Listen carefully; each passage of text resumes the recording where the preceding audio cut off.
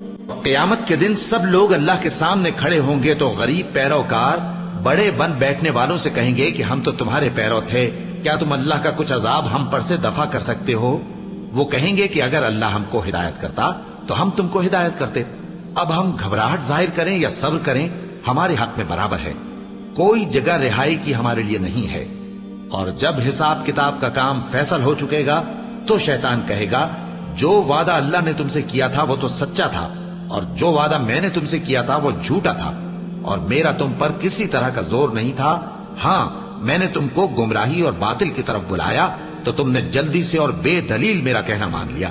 تو آج مجھے ملامت نہ کرو، اپنے آپ ہی کو ملامت کرو۔ نہ میں تمہاری فریاد رسی کر سکتا ہوں اور نہ تم میری فریاد رسی کر سکتے ہو۔ میں اس بات سے انکار کرتا ہوں کہ تم پہلے مجھے شریک بناتے تھے۔ بے شک جو ظالم ہیں ان کے لیے درد دینے والا عذاب ہے، اور جو ایمان لائے اور عمل نیک کرتے رہے وہ بہشتوں میں داخل کیے جائیں گے جن کے نیچے نہریں بہہ رہی ہیں۔ اپنے پروردگار کے حکم سے وہ ہمیشہ ان میں رہیں گے، وہاں وہ ہر ملاقات پر ایک دوسرے کو سلام کہیں گے۔ کیا تم نے نہیں دیکھا کہ اللہ نے کلمہ طیبہ کی کیسی مثال بیان فرمائی ہے؟ وہ ایسی ہے جیسے پاکیزہ درخت جس کی جڑ مضبوط ہو اور شاخیں آسمان میں پھیلی ہوں۔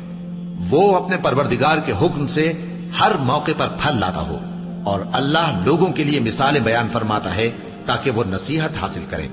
اور ناپاک بات یعنی غلط عقیدے کی مثال ناپاک درخت کی سی ہے کہ وہ زمین کے اوپر ہی سے اکھیڑ کر پھینک دیا جائے، اس کو ذرا بھی قرار و ثبات نہیں۔ اللہ مومنوں کے دلوں کو صحیح اور پکی بات سے دنیا کی زندگی میں بھی مضبوط رکھتا ہے اور آخرت میں بھی رکھے گا، اور اللہ بے انصافوں کو گمراہ کر دیتا ہے، اور اللہ جو چاہتا ہے کرتا ہے۔